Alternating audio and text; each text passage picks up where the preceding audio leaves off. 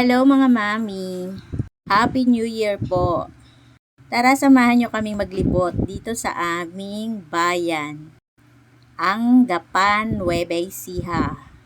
Bali katatapos lang naming magsimba niyan. Ngayon kami ay naglalakad patungo sa plaza. Wala pang masyadong nagtitinda sa labas niyan.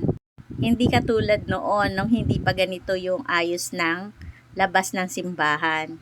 Ngayon kami ay patungo na sa plaza. Buti na lang maluwag ngayon, hindi traffic. Sigurado ko sa 3 Kings traffic niyan at maraming tao. Kasi maraming nagtitinda dyan sa labas. Ayan, may joy sa Pasko. Ang galing. Ang ganda ng korbating. Iba-ibang kulay na kumikislap. Tuwan-tuwa yung mga apo ko. Ang ganda daw, mama, ang ganda. Wow! Nung bata kami, walang ganyan. Ngayon, lahat ng bayan, pagandahan na ng decoration.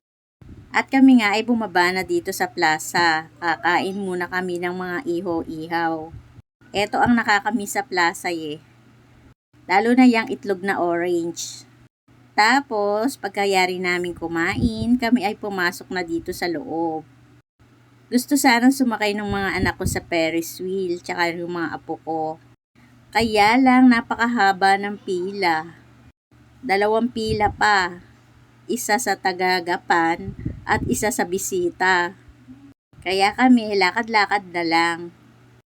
Ang cute lang ng mga flowers May mga ilaw. Ang dami ring nagpipicture-picture. Ito ang Gapan City ngayon. Masayang maglibot. Dahil ang ganda ng paligid.